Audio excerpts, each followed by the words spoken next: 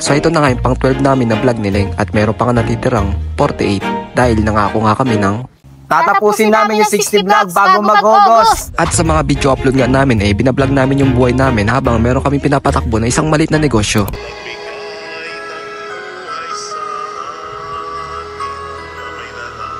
Pleasure sa inggit. Hindi nakaka-enjoy, hindi nakatutuwa na mainggit.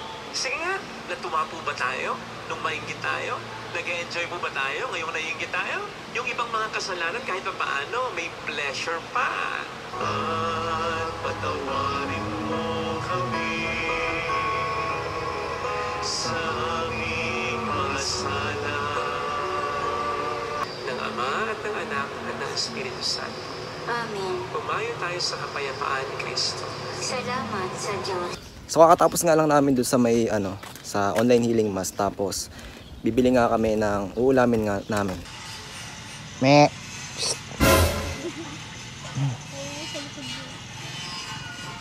Ito laki. Me.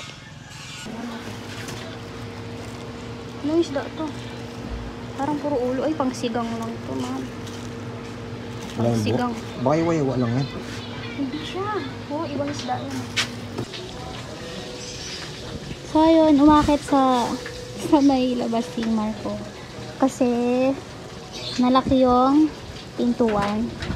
Para mabuksan, yan, dadaan siya doon sa taas. Lobat niya. Ayan.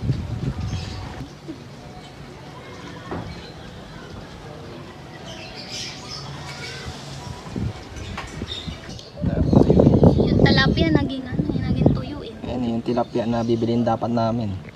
Isda pa rin naman yan, kaso tuyo ng Tapos yan, noodles.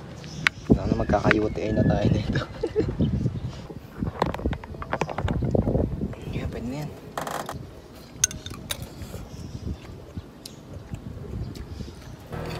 Alat. Ha?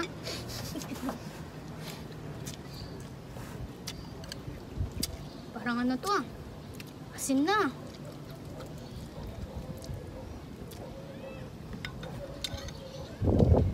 Maalat na yung tuyo. Maalat pa yung noodles. Yan, nagsimba kami, tapos yung sermon nga ng pare about sa inggit. So, ikaw, ano masasabi mo dun? Para sa akin kasi may dalawang klase ng inggit eh. Yung tamang inggit tsaka yung maling inggit. Ano yung tamang inggit? Ha? Ano yung tamang inggit? Tamang inggit ka lang. Hindi. Ay, ibig sabihin kasi ng tamang inggit, yung naiinggit ka pero parang ginagawa mong motivation yung para makuha mo yung mga gusto mo, or para sa akin kasi yung tamang inggit, ang ibig sabihin yung naiinggit ka pero ginagawa mong motivation yung pagkakainggit mo sa iba para makuha yung mga gusto mo o makamit mo yung mga gusto mong makamit. Ano yung ibig sabihin sa akin. O yung yung maling inggit naman. Yung maling inggit naman, yung naiinggit ka na nga tapos wala ka pang ginagawa para makuha mo yung mga gusto mo. Kaya pagka nainggit ka nang walang ginagawa, maling inggit yung ibig sabihin. Tsaka nga, di ba, yung ibang, yun nga rin tinatawag na crab mentality. Oo, yun yung ibig sabihin, yung mga sinasabi din ng iba na pag-inggit, pikit. Yung iba kasi naiinggit na tapos hinihila pa nila pababa yung tao na pinaiinggitan nila. Pero kung sa akin naman, kung ikaw naman yung tao na kinakainggitan, kaya ganun sila kasi nagagawa mo yung dapat na gusto nilang gawin. Tapos yung nakapanga nila kinakainggitan ng lalo dahil nagkakaroon nga ng resulta yung kinakainggitan nila sa'yo. So yun lang. Kaya nga dapat kapag nainggit ka, tamang inggit. So sa lahat nga na sinabi namin dito base lang sa opinion namin. Kasi may kanya-kanya naman tayong opinion patungkol sa inggitan, di ba?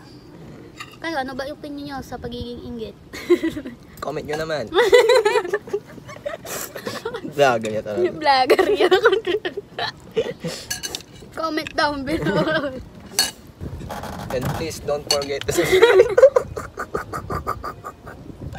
Habang mainit pa nga sa taas naisipan namin gumawa muna ng kulungan nga ng pusa namin na si Pepper. Yung napakita ko na sa nakaraang mga vlog namin nilang yun nga, nanganak siya. Tapos ngayon yung mga anak niya maglalakad na. Tapos kung saan na nga pupunta, kaya gagawin na nga namin siya ng kulungan. So ito sila yun. Parang tumatay. Engineer Leng. So si Engineer Leng, oo. Engineer Leng. Diyan na kayo guys.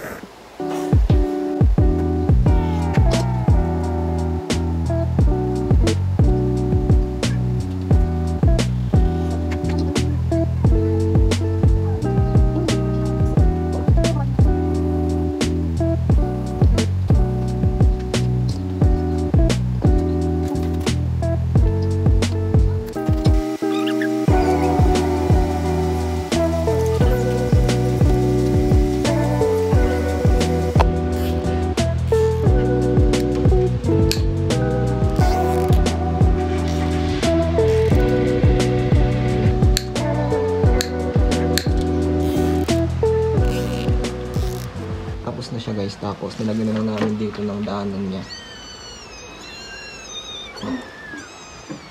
Thank you ata sila.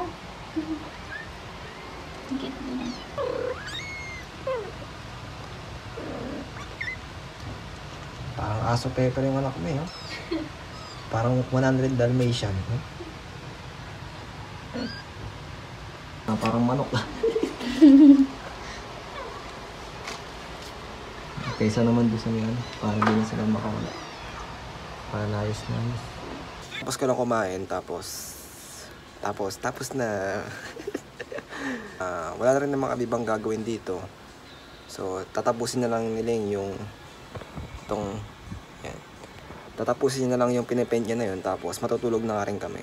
So, yun lang ang ganap nga ngayong araw na to. Dito na nga lang din ang video na to, pero bago yun, papasalamatan ko lang muna yung palaging nanonood sa mga video namin, at lalong-lalo na sa mga nagre-react at sa mga nag-share. So, maraming salamat po. Paalam ka na. Ganyan mo Ganyan mo na. Maga. Ba't ba yan maga? Oh? Ganyan.